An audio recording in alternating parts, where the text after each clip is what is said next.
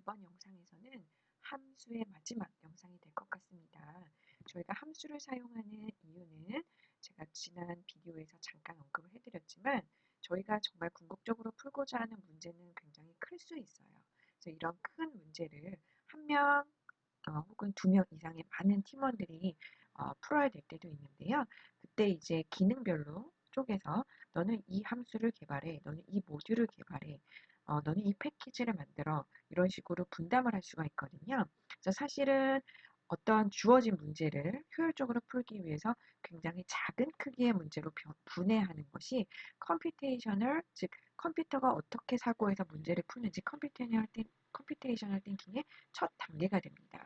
그래서 사실 저희가 프로그래밍 랭귀지에서는 특히나 큰 문제를 작은 사이즈로 나누고 그 기능별로 함수로 디자인을 하면 결국에 그게 어, 일종의 작은 모듈이 되는 것이고 이런 모듈들이 조합이 돼서 패키지가 되고 이런 패키지를 임포트해서 사용하거나 메인에서 실행을 시켰을 때 최종 프로그램이 완성이 되게 됩니다. 그래서 함수를 사용한 프로그램 설계는 사실 파이썬, R 이런 인터프리팅 언어나 C, 자바, C++ 기존의 다양한 메모리 컨트롤, 객체지향 어떤 프로그래밍 랭귀지에서도 아주 커먼 센스가 되는 기본적인 개념입니다. 그래서 사실 저희가 함수를 배우기 전까지의 내용은 이런 함수에서의 바디 부분을 작성하기 위함이었다. 이렇게 생각하시면 될 것 같아요. 그래서 본 영상에서는 어, 일단 그 사용자의 점수를 입력을 받아가지고 궁극적으로 성적을 처리하는 사용자 정의 함수 대략 4개 정도로 구성된 이 예제를 통해서 함수를 마무리하려고 합니다. 그래서 이 예제를 한번 같이 보도록 할게요. 제가 지난 영상에서 미리 이 예제를 약간 플립트 러닝식으로 자유롭게 적당히 바꿔보고 다양한 결과를 실행해보고 이런 거를 한번 같이 봤었는데요. 오늘은 같이 한번 해보도록 하겠습니다. 자, 일단 제가 항상 설명드렸지만 코드는 상단에서 이렇게 물줄기가 흐르듯이 일단 시퀀셜하게 실행이 돼요.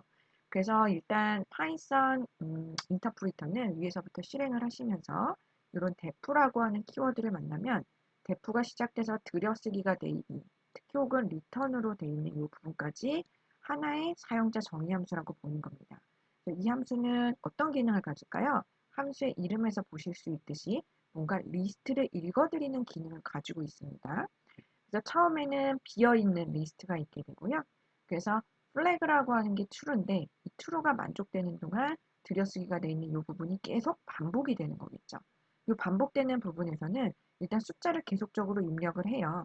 그러다가 만약에 어떤 숫자가 0보다 작은 숫자가 입력이 됐어요. 예를 들면 요거랑 처럼요. 그러면 이런 잘못된 숫자잖아요. 일단 성적은 예를 들면 다 0점이 최하라고 가정할게요. 네거티브 밸류가 없어요. 그러면 일단 반복을 하다가 숫자를 이제 그만 입력받도록 해야 되거든요. 이런 플래그를 true였던 것을 이런 식으로 false로 바꾸게 됩니다. 그죠? 그러면 while문을 지속적으로 돌다가 1이면은 계속 돌리는 거잖아요. 근데 이 순간, 즉 음수가 입력되는 순간 플래그는 false가 되기 때문에 더 이상 while문을 돌지 않고 이쪽으로 나오게 되겠죠. 그래서 만약에 음수가 들어오면 플래그를 false로 바꾸고 else라고 하는 거 다음에 조건을 쓰지 않은 이유가 너무 명백하죠. 넘버가 0과 같거나 큰 거죠. 그런 경우에는 이 비어있는 L 리스트 있잖아요. 비어있는 이 L 리스트에다가 append라고 하는 함수는 덧붙이는 거예요. 그래서 그 숫자를 쭉쭉쭉 덧붙이게 됩니다. 그래서 이쯤에서 만약에 디버깅을 해보시고 싶으시다 라고 하면 저는 추천드리는 게 여기에다가 프린트문을 한 줄 추가하셔가지고 한번 n리스트를 한번 출력을 해봐 주시고요. 또 마찬가지로 이 부분, 이 else가 끝난 이 부분 있죠? 이 부분에다가 역시 n리스트를 프린트문으로 한번 추가해 봐주세요. 자, 제가 말하고 싶은 포인트는 뭐냐면 제가 지난 시간에도 얘기를 드렸지만 어떤 변수 안에 어떤 데이터가 들어있는지 그 순간, 그 차례에 잘 들어있는지를 확인하시려면 결국에 저는 프린트문으로 그 변수를 찍어볼 수밖에 없어요. 이거를 전문용어로 디버깅이라고 얘기를 하는데 디버깅을 아주 정교하게 많이 잘 하셔야 됩니다. 저한테 이제 질문 들어오는 질문 그 그룹 중에 어떤 카테고리 중에 하나는 어, 문법적인 오류도 없고 오타도 없는데 결과가 잘 나오지 않는다. 이런 것들은 대부분 그 변수 안에 데이터가 그 적절한 시점에 잘 들어가 있는지를 확인하셔야 돼요. 그러려면 프린트문을 위치에 따라서 예를 들면 여기에다가 프린트문을 넣었을 때 위치랑 여기에서 프린트문을 넣었을 때 위치는 다를 거예요. 이게 어떻게 다른지 그리고 지금 고려하고 있는 이 순간 특정 변수는 어떤 데이터까지 어떤 데이터들을 가지고 있는지 이런 것들을 잘 확인하시면 될 것 같아요. 네, 그래서 여기 1번째, 2번째 여기에다가 프린트문 넣으셔가지고 꼭 스스로 비교 부탁드립니다. 그래서 while문이 계속 돌면서 여기 같은 경우는 30, 50, 10을 넣었고 마이너스 1이 넣게 되면 while문이 끝나고 이쪽 리턴문으로 오게 돼서 nlist라고 하는 거 안에는 뭐가 들어있을까요? 네, 여기에서 출력해 보시면 알겠지만 30, 50, 10이 들어있겠죠. 그래서 요거를 리턴해주는 그런 기능을 가지고 있어요. 자, 그러면 두 번째 함수는 어떤 함수인지 한번 볼게요. 자, 두 번째 함수 같은 경우는 뭔가 프로세스를 하는 느낌이 들죠? 함수 이름을 봤을 때. 근데 프로세스 하려면은 그 오브젝트가 있어야 되잖아요. 무엇을 프로세스 하느냐? 자, 여기서 너무 상식적으로 알 수 있겠지만 저희가 앞에서 읽어드린 모든 숫자들을 깨끗하게 리스트로 가지고 있는 이 n리스트를 가지고 프로세스를 하게 됩니다. 자, n리스트라고 하는 함수, n리스트라고 하는 데이터 구조에 sort라고 하는 함수를 같이 써가지고 정렬을 시키는 거죠. 네. 그래서 만약에 여기에서 역시 출력문을 한번 여기다가 한번 넣어보세요. 그러면 n리스트가 전에는 30, 50, 10이었는데 어떻게 출력이 되는지 한번 보시고요. 그래서 return n list라고 되어 있죠.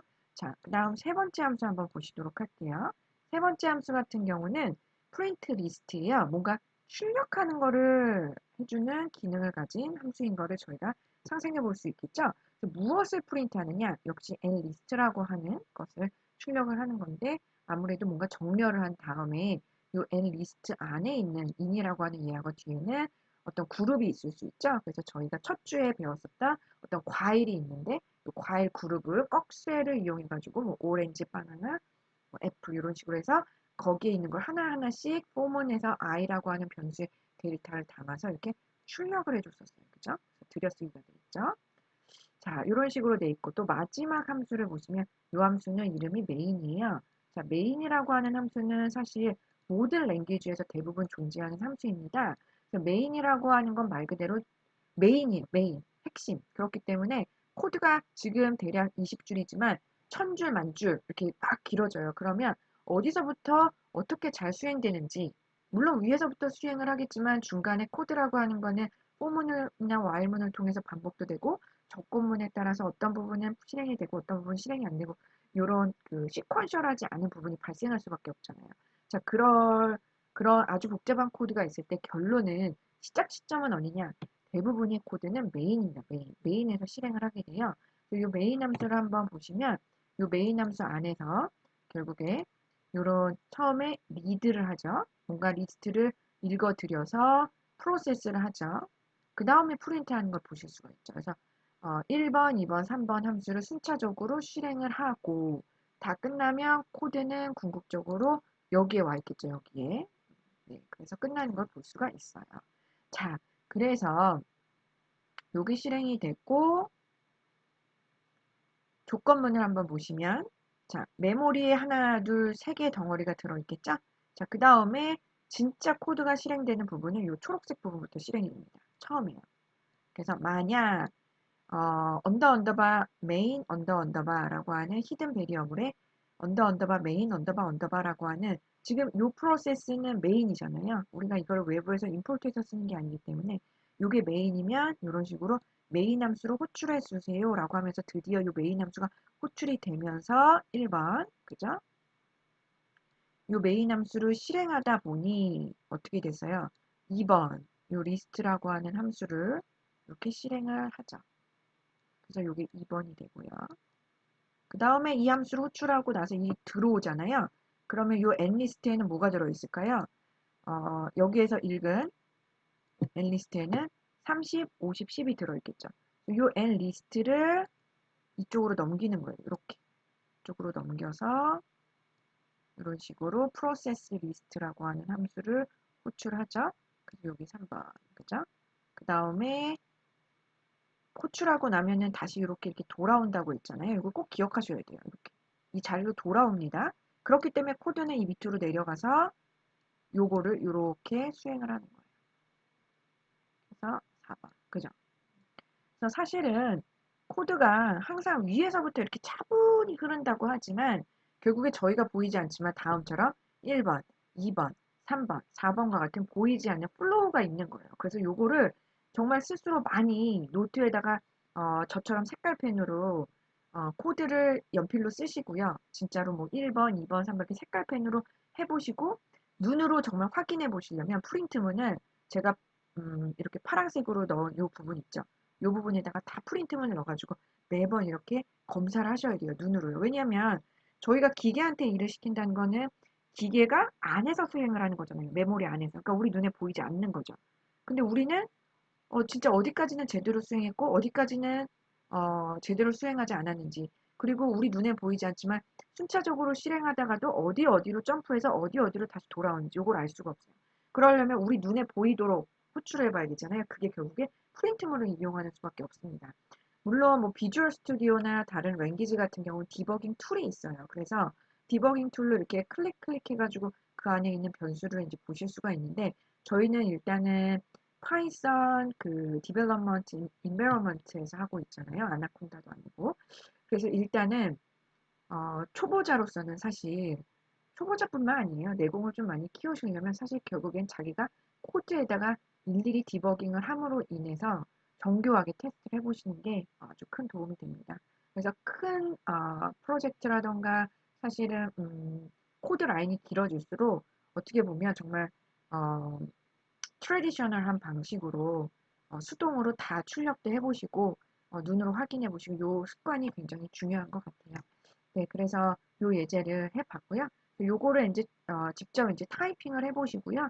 그 다음에 제가 앞서 설명드린 것처럼 이 플로우라던가 각 변수 안에 있는 데이터 요거를 일일이 확인해 봐주시면 너무 좋을 것 같아요.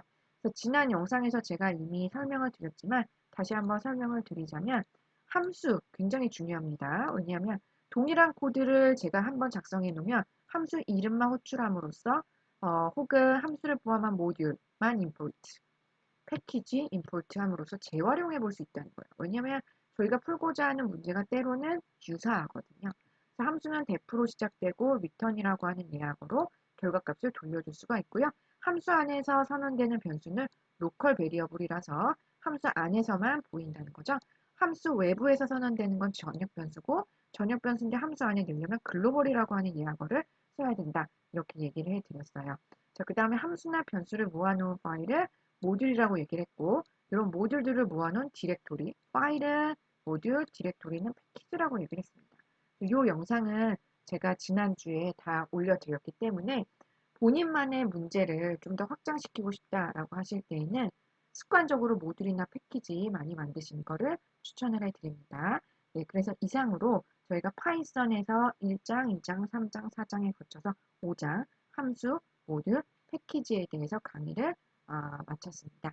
네, 혼자서 스스로 자기 주도 학습 식으로 플립트 러닝 많이 해주시고요.